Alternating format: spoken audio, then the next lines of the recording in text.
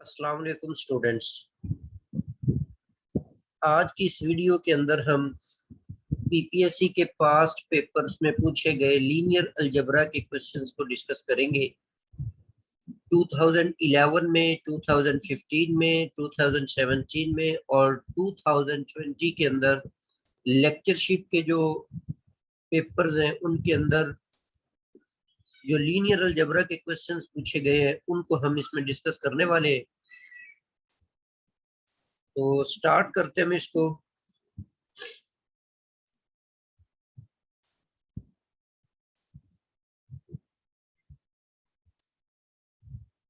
जी first question हमारे पास, if a vector space V has a basis of n vectors।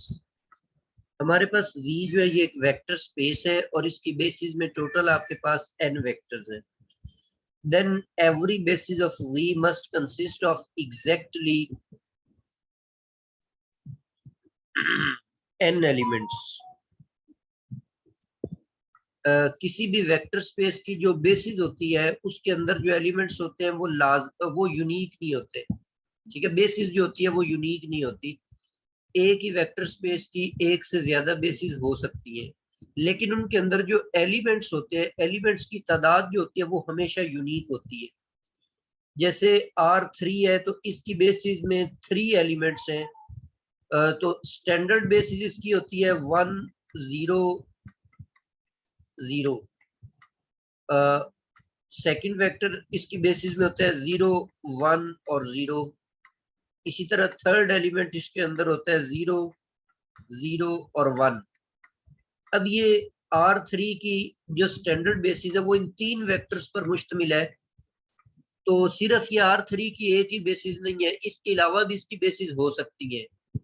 उनके जो vectors होंगे वो इन स्टैंडर्ड बेसिस जैसे नहीं हो सकते, कुछ और हो सकते हैं, लेकिन होंगे हमेशा 3 ही। तो R3 की अब जो मर्जी बेसिस उठाकर देख लो, उसमें टोटल आपके पास 3 एलिमेंट्स होंगे। तो ये एक थ्योरम की स्टेटमेंट भी है कि if a vector space V has a basis of n vectors, then every basis of V must consist of exactly n vectors। Second question हमारे पास है कि an index set of vectors V1 V2 up to Vp in Rn is said to be dash if the vector equation has only the trivial solution। जी, trivial solution से मुराद ये है कि इसमें जो आपने स्केलर x1 रखा हुआ है और स्केलर x2 है और स्केलर x3 है, ये जो तमाम स्केलर्स हैं इस इक्वेशन के अंदर, इन तमाम की एक ही वैल्यू एग्जिस्ट करती है और दैट इज 0। ठीक है, ये सारे, तो इस सॉल्यूशन को हम ट्रिवियल सॉल्यूशन का नाम देते हैं। तो ये लीनियरली इंडिपेंडेंट वेक्टर्स जो होते हैं ये उनकी डेफिनेशन होती है। ठीक है, नीचे मैंने इसकी डेफिनेशन लिखी हुई है कि set of vectors in Rn is said to be linearly independent if the vector equation has only the trivial solution। अगर इसका सिर्फ ट्रिवियल सॉल्यूशन एग्जिस्ट करे तो first option is the correct option. ये वेक्टर्स जो होंगे V1 V2 up to Vp are linearly independent अगर इस वेक्टर इक्वेशन का जो सॉल्यूशन है वो ट्रिवियल सॉल्यूशन होगा। थर्ड क्वेश्चन हमारे पास है कि n cross n matrix with n distinct eigenvalues. हमारे पास एक मैट्रिक्स है जिसका स्क्वायर मैट्रिक्स है जिसका ऑर्डर जो है वो n है, n ही उसमें रोज है, n ही कॉलम है और उसकी n डिस्टिंक्ट वैल्यूज है। तो ऐसी जो मैट्रिक्स होगी वो डायगोनलाइजेबल होती है, सिमिलर होती है, नॉट डायगोनलाइजेबल है या नन ऑफ दीज है। तो first option is the correct option. ठीक है, ये थ्योरम की स्टेटमेंट है कि n cross n matrix with n distinct eigenvalues is diagonalizable. तो उस थ्योरम के according first option is the correct option.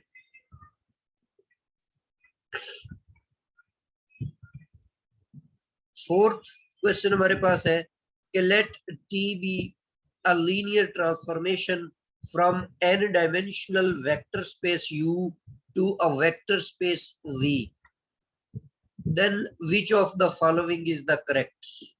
तो यहाँ पर ये आपके पास फोर्थ ऑप्शन जो है ये करेक्ट ऑप्शन है कि dimension of null space plus dimension of range space is equal to n। तो ये भी एक थ्योरम की स्टेटमेंट है कि let T be a linear transformation from n n dimensional vector space u to a vector space v, then dimension of n plus dimension of r is equal to n। यहाँ पर n of t जो है ये null space है, ठीक है। ये आपके पास जो है ये हम अलजबरा के कोर्स, लीनियर अलजबरा के कोर्स में पढ़ चुके हैं। इसको आप नल स्पेस का नाम देते हैं, और नल स्पेस की जो डायमेंशन होती है उसको हम नलिटी का नाम भी देते हैं, याद होगा आपको। इसी तरह आर ऑफ टी जो है ये इसको हम रेंज ऑफ ट्रांसफॉर्मेशन बोलते हैं, दिस इज द रेंज। तो नल स्पेस और रेंज की जो डायमेंशन होती है इनका जो सम होता है वो आपके पास n के इक्वल होता है। तो n क्या चीज है, जो आपके पास लीनियर ट्रांसफॉर्मेशन है उसमें जो फर्स्ट वेक्टर स्पेस है, डोमेन वाली वेक्टर स्पेस u, ठीक है, उसकी ये डायमेंशन होगी n। क्वेश्चन नंबर 5 है the dimension of a row space or a column space of a matrix is called rank। तो this is the definition of rank। नीचे मैंने इसकी डेफिनेशन लिखी हुई है, the dimension of row space or column space of a matrix is called the rank of the matrix। अब ये column space और रॉ स्पेस क्या होता है, ये हम जो हमारा लीनियर अलजेब्रा का कोर्स है उसके अंदर हम स्टडी कर चुके हैं। नेक्स्ट आपके पास है a square matrix A and it's transpose have dash eigen values. तो कोई भी स्क्वायर मैट्रिक्स और उसका ट्रांसपोज जो होता है उनकी जो आइगन वैल्यूज होती हैं वो सेम होती है, ठीक है। ये भी एक थ्योरम की स्टेटमेंट है कि square matrix A and its transpose have the same eigen values। कोई भी मैट्रिक्स ए ले ले और इसकी आइगन वैल्यूज मालूम करे, फिर इसके ट्रांसपोज की आइगन वैल्यूज मालूम करे, तो दोनों की आइगन वैल्यूज जो होंगी वो सेम होंगी। क्वेश्चन नंबर 7 हमारे पास है the set of vectors in R square is linearly independent, linearly dependent, basis of R square none of these। अब यहाँ पर बी ऑप्शन जो है ये करेक्ट ऑप्शन है।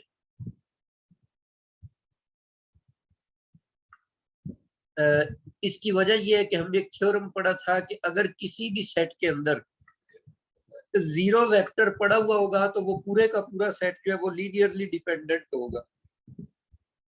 बाकी सारी डेफिनेशन आपको चेक करने की जरूरत ही नहीं है, सिर्फ इस सेट में ये जीरो वेक्टर के होने की वजह से ये पूरा सेट जो है ये लीनियरली डिपेंडेंट है, ठीक है। तो B option is the correct option. Question number 8 हमारे पास है कि let x and y be vector spaces over the field f with dimension m and dimension n। x जो वेक्टर स्पेस है उसकी डायमेंशन m है और y जो वेक्टर स्पेस है उसकी डायमेंशन n है।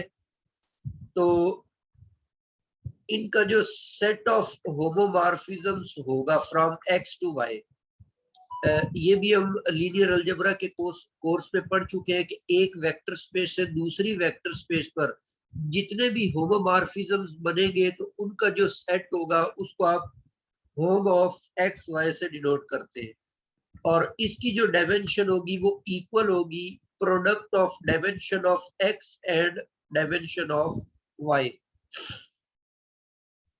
ये मैंने नीचे इसकी स्टेटमेंट लिख दी है कि dimension of hom of X Y is equal to product of dimension of X and Y. तो A option is the correct option. Question number 9 है the set of all solutions to the homogeneous equation. ये हमारे पास एक homogeneous equation दी हुई है. homogeneous equation ऐसी equations होती हैं जिनकी राइट हैंड साइड जो होती है वो जीरो होती है. तो इनका जो सेट ऑफ ऑल सॉल्यूशंस है where A is an M cross N matrix is null space, column space, rank or none of these. A option is the correct option. तो इसका जो भी आपके पास सॉल्यूशन सेट बनेगा इस सिस्टम का, homogeneous system का, उसको आप नल स्पेस का नाम देंगे. तो नीचे हमने इसकी डेफिनेशन लिख दी है कि set of all solutions to the homogeneous equation where A is an M by N matrix is called a null space of matrix A. जी क्वेश्चन नंबर 10 है कि let Q be the set of rational numbers. Q आपके पास एक set of rational numbers है. तो इसके ऊपर अगर आप एक वेक्टर स्पेस डिफाइन करते हैं Q ऑफ √3, जिसको हमने इस तरह से डिफाइन किया हुआ है कि इसके अंदर सारे के सारे एलिमेंट्स जो है वो इस शक्ल के पड़े हुए हैं कि A प्लस बी √3. A और B जो है ये दोनों रैशनल नंबर्स हैं. तो ये एक vector space over Q with dimension. इसकी डायमेंशन आपने बतानी है. तो इसकी जो बेसिस होगी उसके अंदर दो आपके पास एलिमेंट्स होंगे, एक 1 और एक √3. ठीक है ना. ये जो सेट है ये इसकी बेसिस है. तो इसलिए बेसिस के अंदर 2 एलिमेंट्स होने की वजह से इस वेक्टर स्पेस की जो डायमेंशन है वो आपके पास 2 है. ठीक है. B is the correct option. Question number 11 है हमारे पास, let W be the subspace of space R3. If dimension of W is equal to 0, then W is a line through the origin, a plane through the origin, entire space R3, a point. तो इसकी जो D option है this is the correct option. एक point होगा. नीचे मैंने कुछ इसके फर्दर रिजल्ट्स दिए हुए हैं कि R3 की जो भी सब स्पेसिस होती है अगर वो डायमेंशन 0 की है तो वो एक पॉइंट होगा. मतलब सिंगल पॉइंट से मुराद उसमें सिर्फ और सिर्फ एडिटिव आइडेंटिटी या 0 ही होगा. अगर उस सब स्पेस की डायमेंशन 1 है तो फिर एक ऐसी लाइन बनेगी जो ओरिजिन में से पास हो रही होगी. और अगर उसकी डायमेंशन 2 है तो इसका मतलब वो एक ऐसी सब स्पेस होगी जो कि एक ऐसा प्लेन होगा जो ओरिजिन में से पास हो रहा होगा. और अगर उसकी डायमेंशन 3 होगी तो फिर वो इटसेल्फ R3 आ जाएगा. क्वेश्चन नंबर 12 है हमारे पास कि late P of NT be a vector space of all polynomials of degree less or equal to n. Then dimension of P NT is equal to n minus 1 is equal to n is equal to n plus 1. D option है 2. तो इसकी correct option जो है वो C है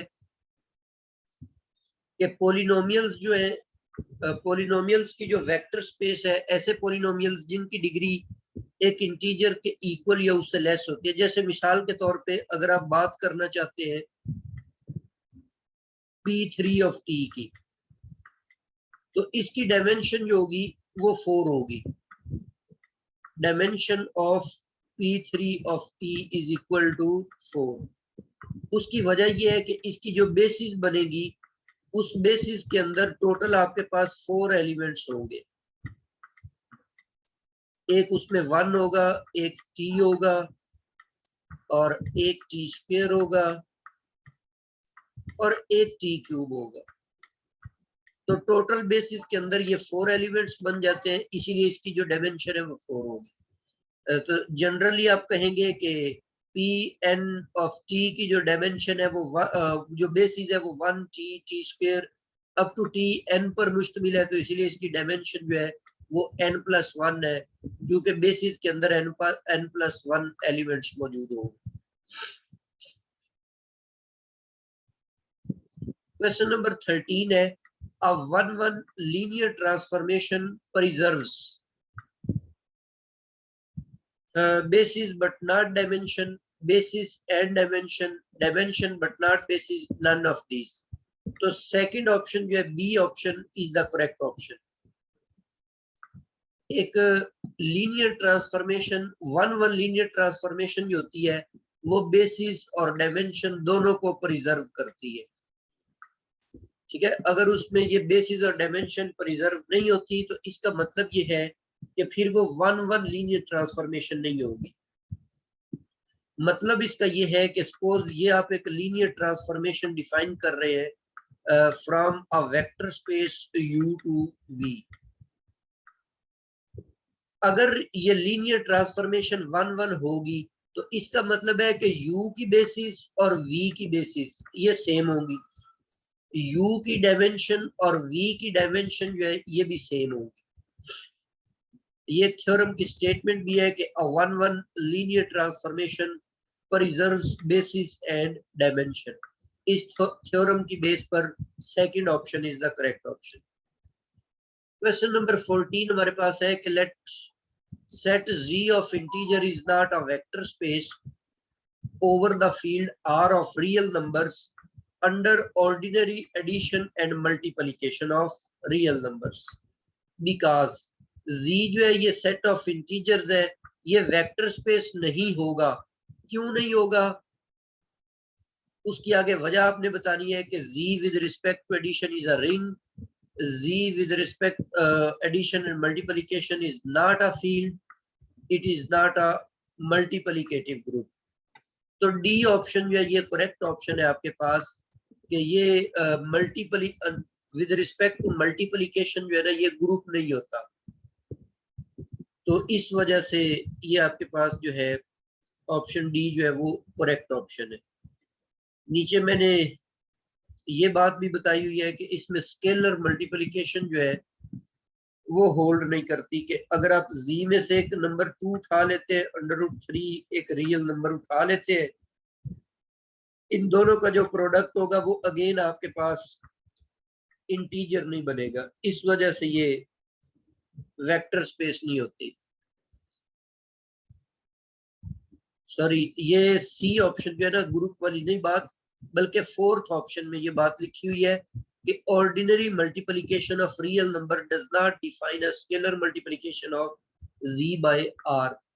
तो fourth option जो D option है ये करेक्ट ऑप्शन है, सी ऑप्शन करेक्ट नहीं है. क्योंकि स्टार्ट में जब आप वेक्टर स्पेस को डिफाइन करते हैं ना तो एडिशन और मल्टीप्लिकेशन ये आप वेक्टर स्पेस के लिए सबसे पहले ये दो चीजें डिफाइन करते हैं, उसके बाद बाकी सारे एक्सियम्स की तरफ जाते हैं. तो ये जो स्केलर मल्टीप्लिकेशन है चूंकि ये स्टार्ट में हमें डिफाइन करना पड़ता है तो ये स्टार्ट में नहीं डिफाइन हम कर पा रहे, इसी वजह से ये जो फोर्थ ऑप्शन है ये करेक्ट ऑप्शन आपके पास आएगी. क्वेश्चन नंबर 15 है a linear transformation T from U to V is 1-1 if and only if kernel of T is equal to U is equal to V is equal to 0 is equal to image of T. तो इसकी correct option जो है वो C option होगी. अगर एक linear transformation 1-1 है तो इसके कर्नल के अंदर सिर्फ और सिर्फ आपके पास 0 ही कंटेन होगा. ये थ्योरम की स्टेटमेंट भी है, तो इस स्टेटमेंट के अकॉर्डिंग सी आपके पास जो ये करेक्ट ऑप्शन है जी. नेक्स्ट हमारे पास है let M23 be a vector space of all 2/3 matrices over R real numbers, then dimension of hom of M23 to R4 is equal to.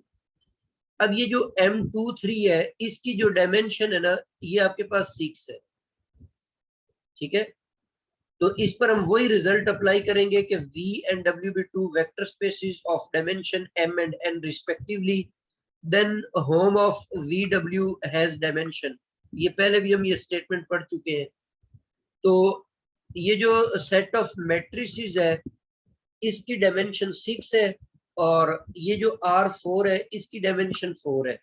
जब दोनों को मल्टीप्लाई करेंगे तो ये आपके पास डायमेंशन 24 आ जाएगी। तो D option is the correct option.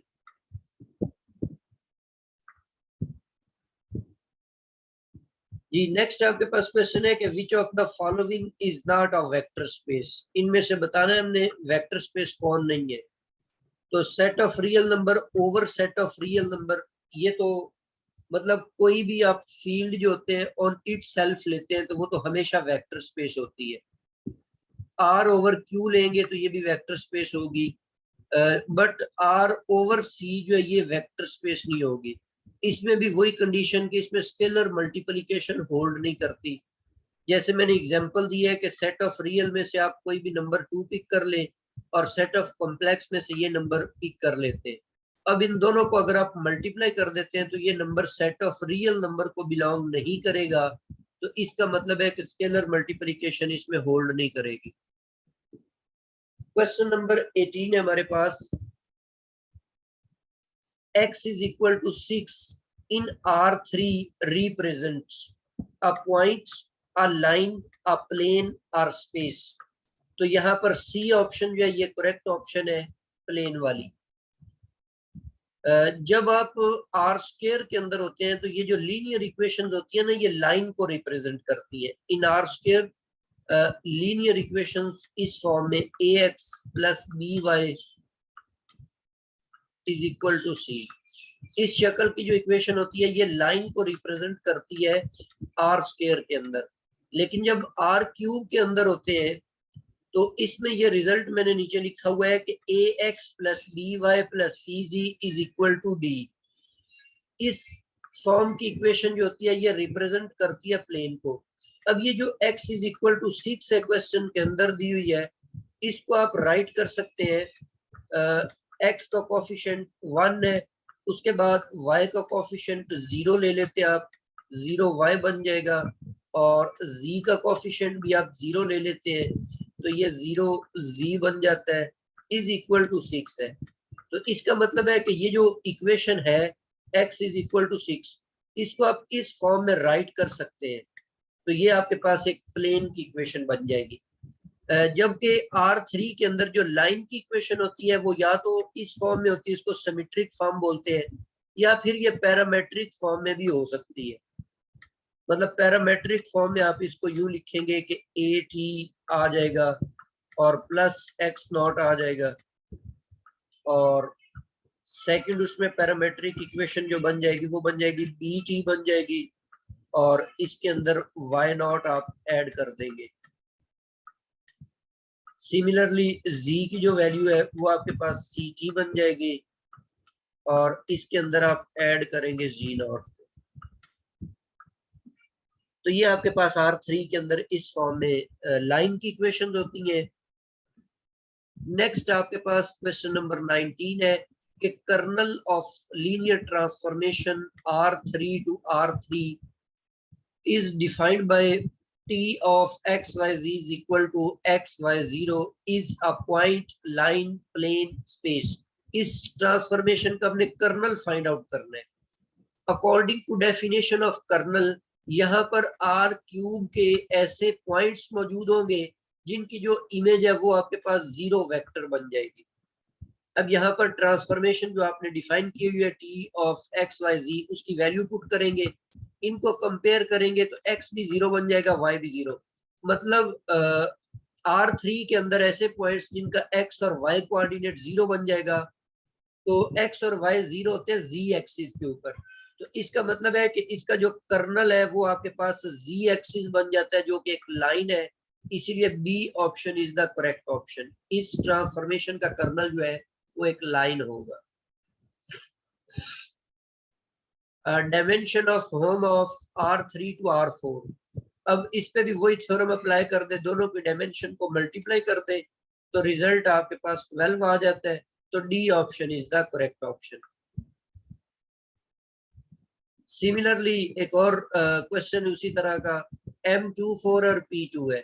अब M24 जो है 24, इसकी डायमेंशन 8 हो गई, और P2 जो है इसके अंदर सेकंड डिग्री के पॉलिनोमियल होते हैं, इसकी डायमेंशन 3 बन जाएगी। दोनों को मल्टीप्लाई करेंगे तो 24 आ जाएगा। तो D option is the correct option.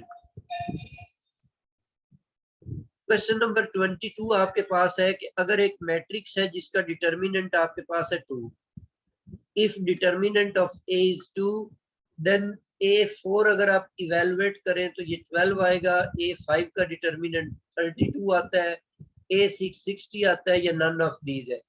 तो ये जो सेकंड ऑप्शन है इसके अंदर डिटर्मिनेंट की एक प्रॉपर्टी है कि A5 का डिटर्मिनेंट जो होता है वो A determinant raise to power 5 के इक्वल आ जाता है। अब A डिटर्मिनेंट आपके पास 2 है, 2 रेज टू पावर 5 आपके पास 32 आ जाएगा। तो B option is the correct option.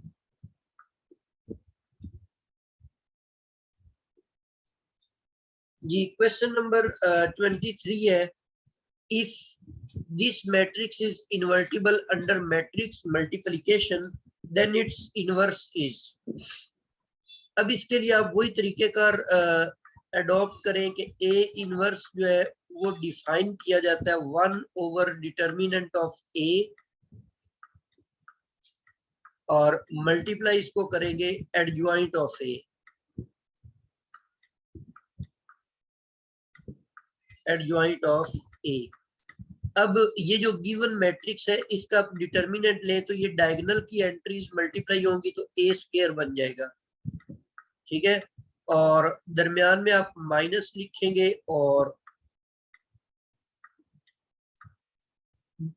Secondary diagonal में माइनस बी को बी से मल्टीप्लाई करेंगे वो माइनस बी स्क्वायर बन जाएगा, इसलिए ये प्लस बी स्क्वायर आ जाता है। और 2/2 का एडजॉइंट लेने का तरीका ये होता है कि डायगोनल एंट्रीज की प्लेस चेंज कर दें, तो ये दोनों ही ए है, इसलिए ये एज इट इज ए और ए लिखा जाएगा। और सेकेंडरी की आप साइन चेंज कर देंगे तो ये बी और माइनस बी बन जाएगा। तो इसका मतलब है सी ऑप्शन जो है ये आपके पास करेक्ट ऑप्शन है, ठीक है। Option C is the correct option.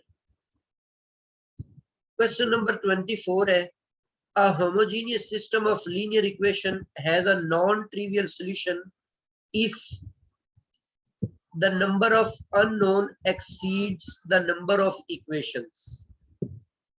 ठीक है, ये बात हो जाए, the number of equation exceeds the number of unknowns, और C है the number of unknown precedes the number of equations। अब जैसे ए ऑप्शन है the number of unknown exceeds the number of equation, मसलन आपके पास इस तरह की इक्वेशन आ जाती है कि A11 है, x1 है, और A12 है, और साथ में x2 आपने लिख दिया, और A13 के साथ आपने वेरिएबल x3 यूज कर लिया। और होमोजीनियस सिस्टम में राइट हैंड साइड पे 0 होता है हमेशा, तो यहाँ पर वेरिएबल में 3 ले रहा हूं। तो सेकंड इक्वेशन जो है वो मैं सपोज कर लेता हूँ A21 x1 और A22 और x2 आ जाएगा, और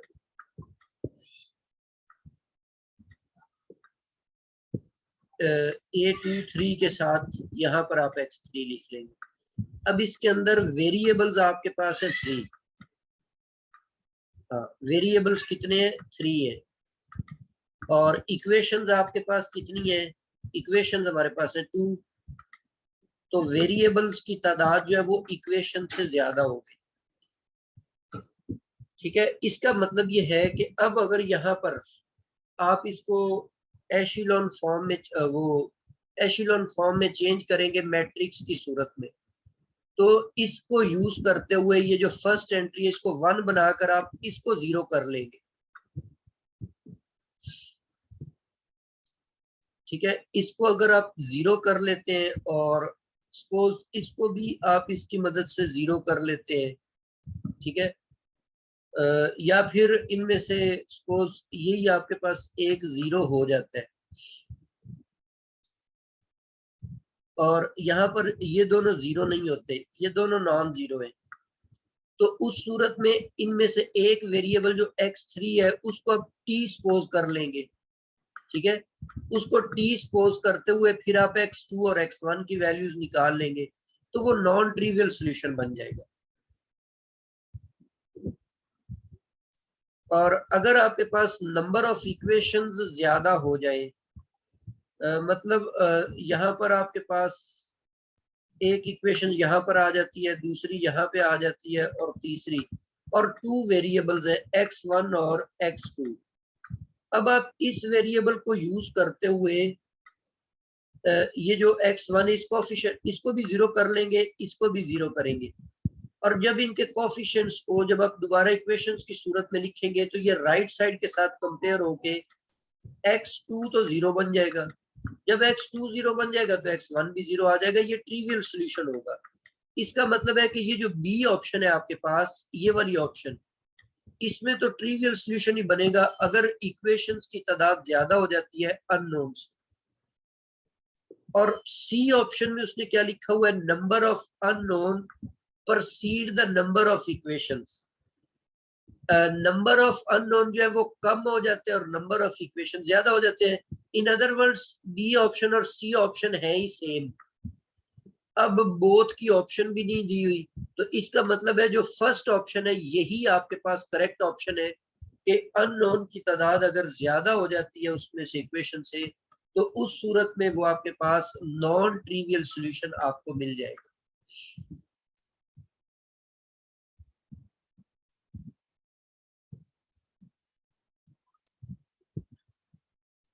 जी, क्वेश्चन नंबर 24 है कि a square matrix A such that A square is equal to A is called idempotent matrix. This is the definition of idempotent matrix के किसी भी मैट्रिक्स का स्क्वायर इटसेल्फ आ जाता है, उसको आप idempotent मैट्रिक्स का नाम देते हैं।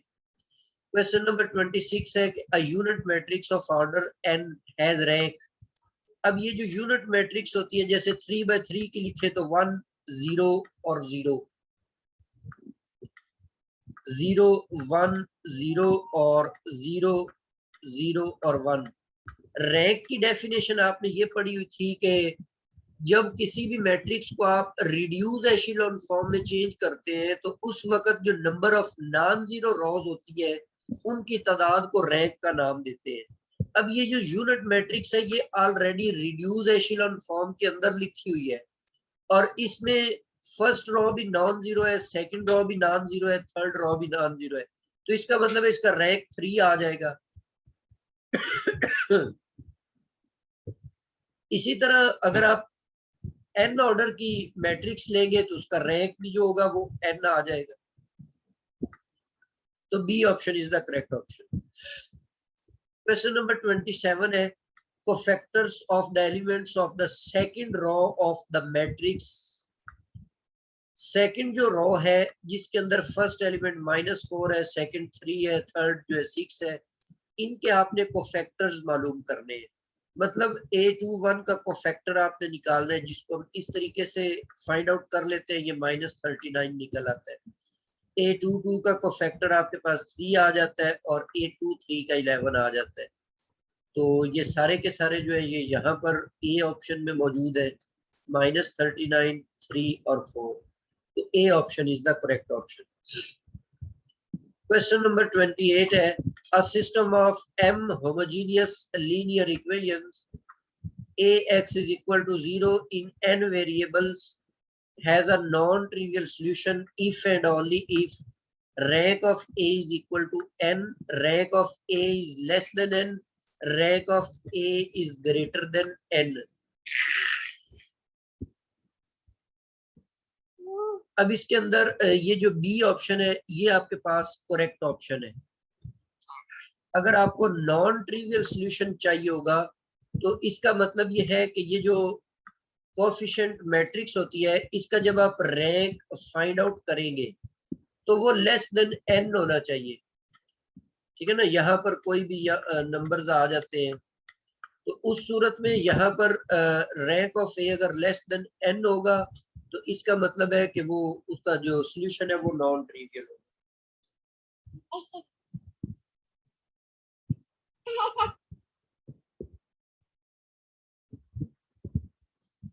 जी, क्वेश्चन नंबर 29 है इफ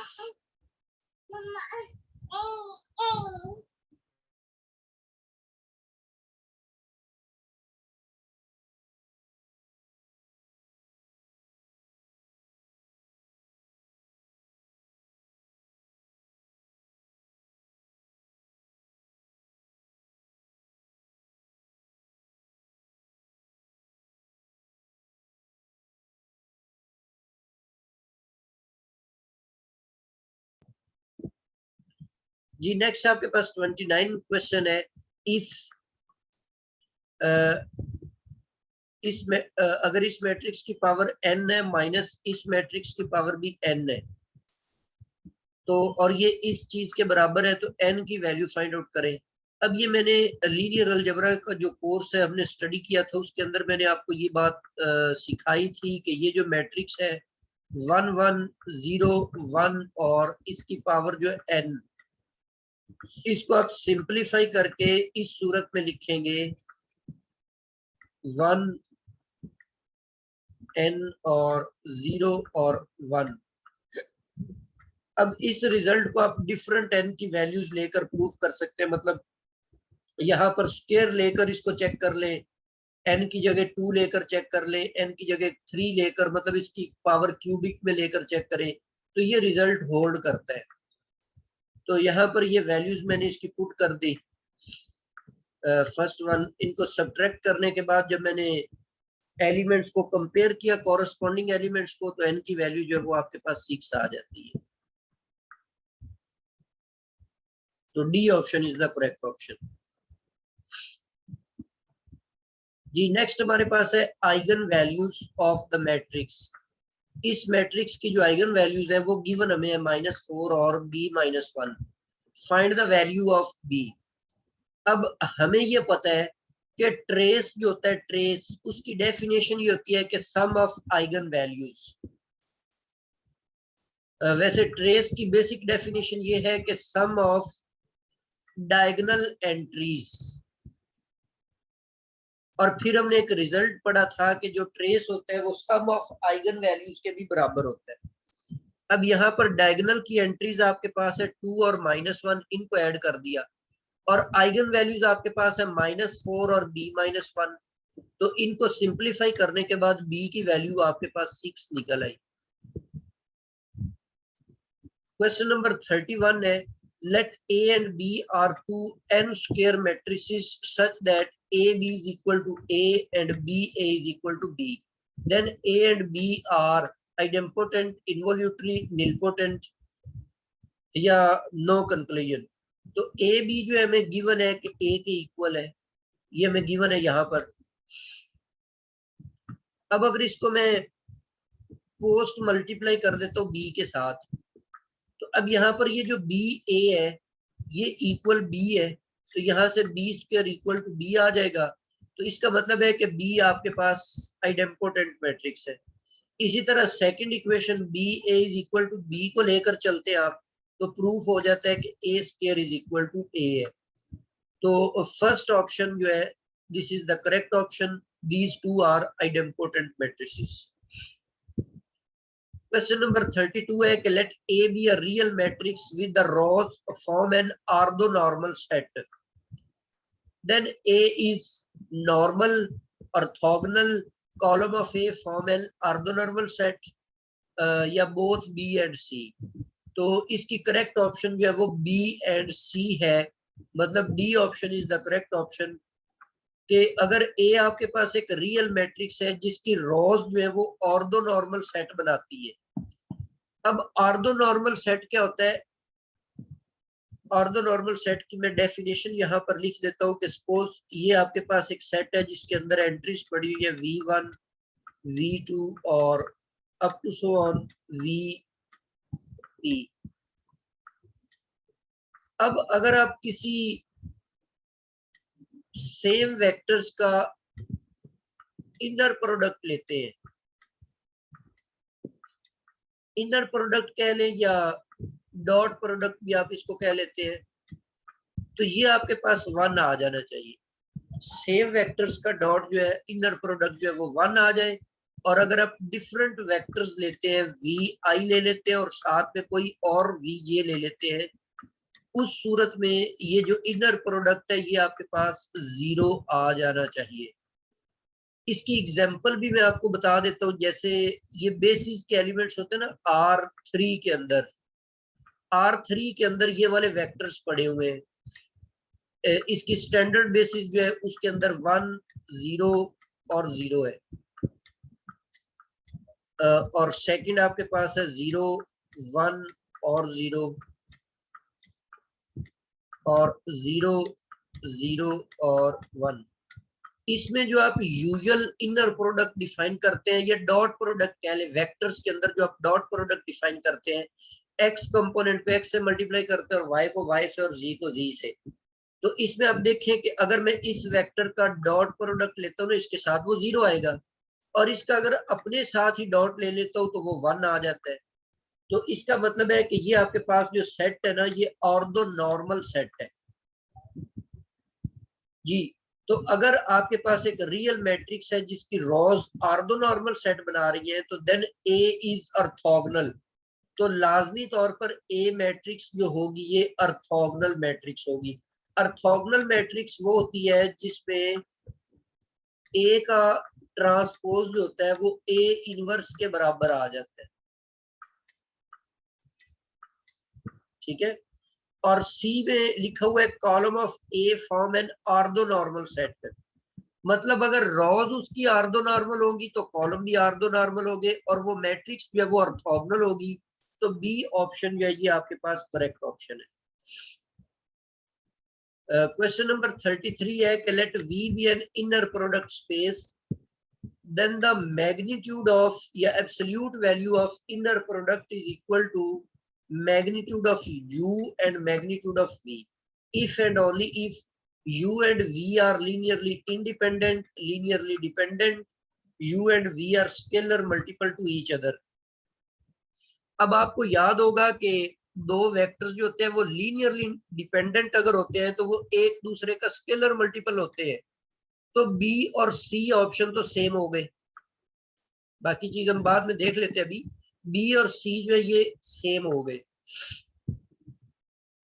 अब जब दो वेक्टर्स एक दूसरे का स्केलर मल्टीपल है, तो जो आपके R3 में वेक्टर्स या लाइंस की सूरत में आप उन वेक्टर्स को देखेंगे तो इसका मतलब है कि वो पैरेलल है एक दूसरे। पैरेलल वेक्टर्स को हमने जब वेक्टर एनालिसिस आपने पढ़ी तो उसमें आपने दो वेक्टर पैरेलल कब होते हैं, जब एक वेक्टर जो होता है वो दूसरे का स्केलर मल्टीपल होता है तो वो पैरेलल होते हैं। और पैरेलल वेक्टर्स का जब आप डॉट प्रोडक्ट लेते हैं तो क्योंकि उनके दरमियान एंगल 0 होता है, मतलब मैं आपको बेसिक जो इनर प्रोडक्ट है ना डॉट प्रोडक्ट उस हवाले से समझाने की कोशिश कर रहा हूँ।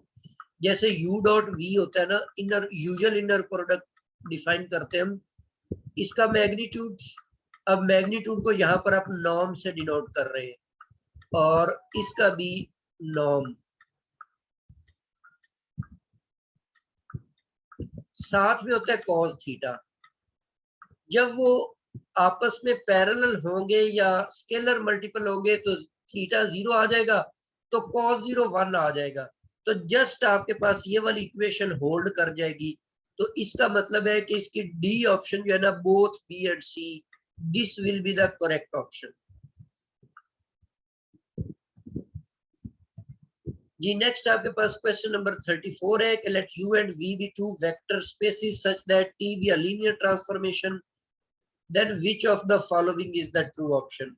अब ये first fundamental theorem of isomorphism है जिसकी स्टेटमेंट ये है कि u और v अगर आपके पास दो वेक्टर स्पेसेस है और t आपके पास एक लीनियर ट्रांसफॉर्मेशन है, तो इसको आप यूं लिखेंगे कि v और कर्नल ऑफ t का आपने ये फैक्टर स्पेस डिफाइन की, तो ये आइसोमॉर्फिक होगी v की जो रेंज होगी उसके बराबर।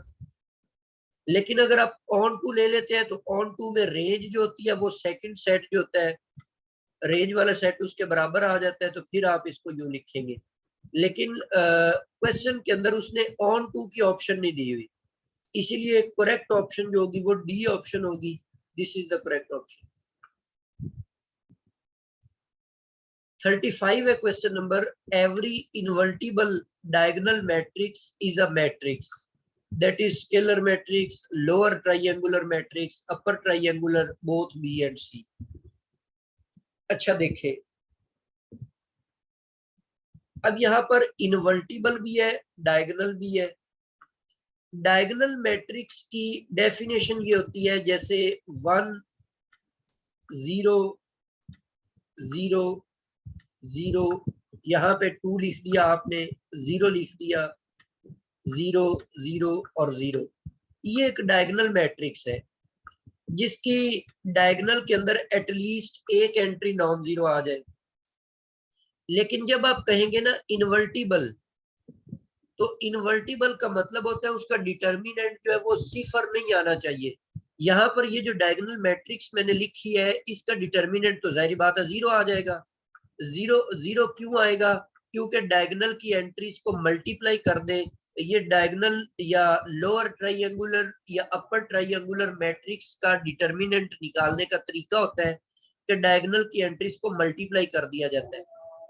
जब आप डायगोनल की एंट्रीज को मल्टीप्लाई करेंगे तो ये जीरो होने की वजह से, ये जीरो होने की वजह से ये इसका डिटर्मिनेंट जो है वो जीरो बन जाएगा।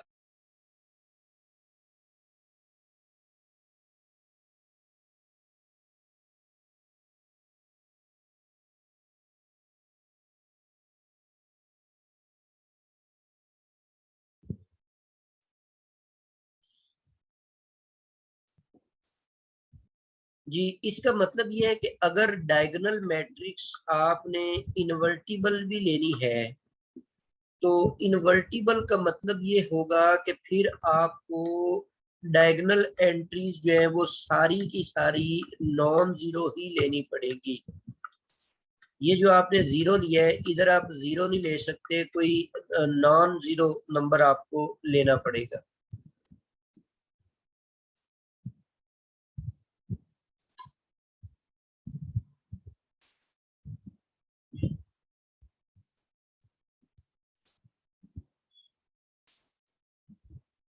जी, ये अब ये मैट्रिक्स जो है ये डायगोनल मैट्रिक्स भी है और इनवर्टिबल भी है।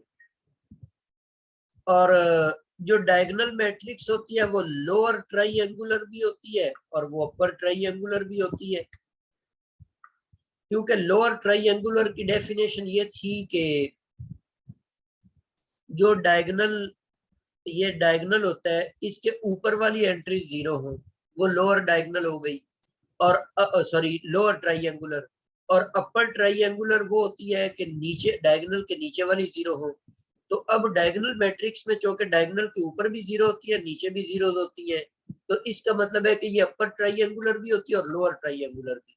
तो D option is the correct option. B और सी जो है ये दोनों ऑप्शन जो है ये करेक्ट है। 36 क्वेश्चन है कि every homogeneous system of linear equation has solution, trivial, non-trivial, parametric, none of these। तो इसकी जो ऑप्शन है ये करेक्ट ऑप्शन जो है वो ए है, ट्रिवियल सॉल्यूशन एग्जिस्ट करता है। देखें होमोजेनियस सिस्टम की मैं एक एग्जांपल यहाँ पे लिखता हूँ कि जैसे 2x + 3y है इज इक्वल टू 0 ले लेते हैं आप, और यहाँ पर आप कोई भी और ले ले, -x + 7y is equal to 0। अब ये एक होमोजेनियस सिस्टम है। सॉल्यूशन से मुराद ये होता है कि x और y को सेटिस्फाई करने वाली वैल्यूज। तो अब यहाँ पर आप x भी 0 रख ले और y को भी आप सपोज कर लें कि y भी किसके इक्वल है, 0 के इक्वल। तो अब ये वाला जो सॉल्यूशन है ये फर्स्ट इक्वेशन को भी सेटिस्फाई कर रहा है और सेकंड को भी, और इसको बोलते हैं ट्रिवियल सॉल्यूशन। तो आप दुनिया जहान की कोई मर्जी होमोजीनियस सिस्टम ले लेते हैं तो ये जो 0 0 वाला सॉल्यूशन होता है वो तो लाजमी तौर पर उसका सॉल्यूशन होगा।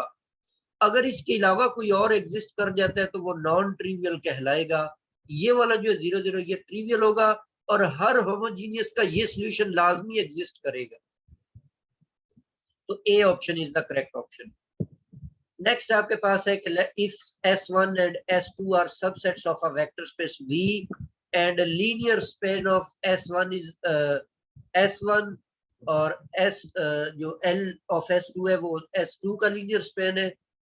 तो इनमें से बताने हमें कौन सी ऑप्शन जो है वो करेक्ट ऑप्शन है। तो यहाँ पर मैंने एक थ्योरम की स्टेटमेंट लिखी हुई है कि if S1 and S2 are subsets of V, और S1 अगर S2 का सबसेट होगा तो फिर ये सबसेट वाली कंडीशन होल्ड कर जाती है, अदरवाइज ये यूनियन वाली होल्ड करेगी और थर्ड वन होल्ड करेगी। अब उसने क्वेश्चन के अंदर हमें सबसेट वाली तो कंडीशन दी नहीं है, S1 जो S2 का सबसेट है, इसीलिए ये जो डी वाली ऑप्शन है ये करेक्ट नहीं है। ये ऑप्शन जो है ये दिस इज नॉट करेक्ट, और ए और बी वाली ये दोनों करेक्ट है। तो C option is the correct option, that both A and B. जी क्वेश्चन नंबर 38 है, reduce echelon form of a matrix is, unique होती है, नॉट यूनिक होती है, पिवट एलिमेंट वन होता है, बोथ ए एंड सी। तो ये बात दुरुस्त है कि बोथ ए एंड सी, कि किसी भी मैट्रिक्स की रिड्यूस एशेलॉन फॉर्म बनाएंगे तो वो लाजमी तौर पे यूनिक होगी और उसका पाइवट एलिमेंट जो है वो वन भी होगा। तो D option is the correct option.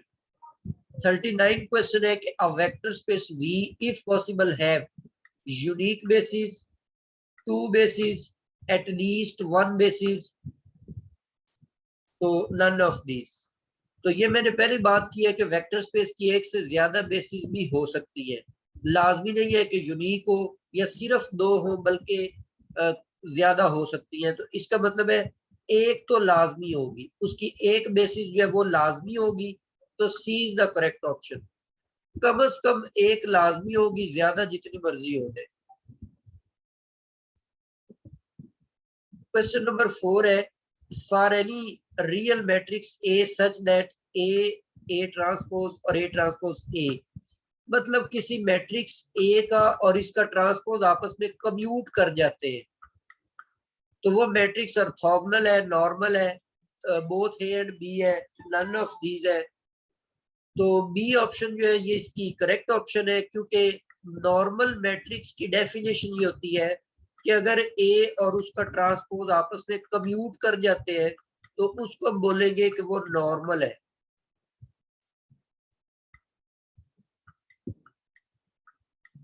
A transpose और ए अगर कम्यूट कर जाते हैं तो फिर वो नॉर्मल है। ऑर्थोगोनल की डेफिनेशन मैंने पहले भी आपको ये बताई कि ए ट्रांसपोज जो है वो ए इनवर्स के बराबर आ जाए। तो अगर आप ए इनवर्स से मल्टीप्लाई कर देते हैं तो इसकी ऑर्थोगोनल की कंडीशन भी यही बन जाती है कि ए ट्रांसपोज ए से मल्टीप्लाई हो, या फिर ए जो है वो ए ट्रांसपोज से मल्टीप्लाई हो, तो इक्वल आ जाए आइडेंटिटी मैट्रिक्स के। इसका मतलब है कि जो ऑर्थोगोनल मैट्रिक्स होती है वो आपके पास लाजमी तौर पे नॉर्मल होती है, लेकिन जो मैट्रिक्स नॉर्मल है उसके लिए तो लाजिम नहीं है कि वो ऑर्थोगोनल भी हो। तो इसका मतलब है कि इसकी करेक्ट ऑप्शन जो है वो नॉर्मल है, क्योंकि ये नॉर्मेलिटी की कंडीशन दी हुई है। लाजमी नहीं है कि ये जो इनका प्रोडक्ट है वो आइडेंटिटी मैट्रिक्स के बराबर भी आ जाए। तो B option is the correct option. Question number 41 है कि let W be a subspace of a finite dimensional vector space. तो क्वोशिएंट स्पेस या फैक्टर स्पेस जो होगी इसकी डायमेंशन आपने बतानी है। तो ये इन दोनों का डिफरेंस की इक्वल होती है dimension of V minus dimension of W। This is the correct option. Question number 42 है कि late L, M and N are three subspaces of a vector space V such that M is subset of L। तो बता रहे हैं कि correct option कौन सी है। L का इंटरसेक्शन आप M से लेते हैं फिर N के साथ लेते हैं तो ये ऑप्शन बन जाएगा, ठीक है।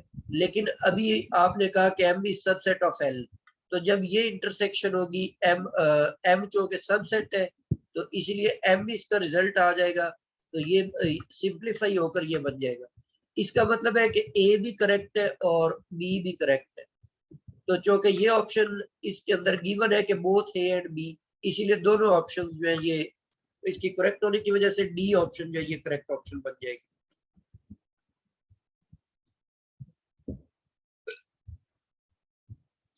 जी नेक्स्ट 43 क्वेश्चन नंबर है कि a square matrix, a square unitary matrix with real entries is orthogonal, normal, none of these, both A and B. इसमें अब देखें यूनिटरी मैट्रिक्स की डेफिनेशन ये होती है कि ए इनवर्स जो होता है वो इक्वल आ जाता है ए के कॉन्जुगेट का ट्रांसपोज, और ऑर्थोगोनल की डेफिनेशन ये होती है कि ए इनवर्स ए ट्रांसपोज की इक्वल आ जाता है। अब जब वो रियल मैट्रिक्स है, रियल एंट्रीज बताया हुआ है, तो कॉन्जुगेट का मतलब तो ए ही होता है। ए का जब आप कॉन्जुगेट लेंगे रियल मैट्रिक्स के लिए तो वो ए के बराबर आ जाएगा।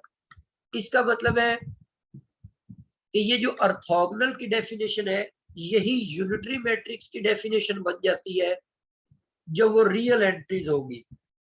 तो इसका मतलब है रियल एंट्रीज की सूरत में यूनिटरी मैट्रिक्स और ऑर्थोगोनल मैट्रिक्स ये सेम डेफिनेशन है। आगे चलते हैं। A square matrix, a square unitary matrix with real entries is orthogonal, वही थ्योरम मैंने लिखा। और नॉर्मेलिटी की डेफिनेशन ये हम पहले भी डिस्कस कर चुके हैं। तो अब इसके अंदर डी ऑप्शन जो है ये आपके पास करेक्ट ऑप्शन है कि both A and B, orthogonal भी होगी और नॉर्मल भी होगी। क्योंकि मैं पहले बता चुका हूं कि जो नॉर्मल है वो लाजमी नहीं ऑर्थोगोनल हो, लेकिन जो ऑर्थोगोनल होगी वो लाजमी तौर पर नॉर्मल भी होगी। इसीलिए both A and B are correct option. जी यहाँ तक हमारे ये जो प्रीवियस पेपर्स में क्वेश्चन आए थे वो हमने लीनियर अलजेब्रा के मुकम्मल कर लिए। अब इंशाल्लाह नेक्स्ट वीडियोस के अंदर हम बाकी सब्जेक्ट्स के भी जो प्रीवियस क्वेश्चंस है उनको इसी तरह डिस्कस करेंगे। तो तब तक के लिए अल्लाह हाफिज।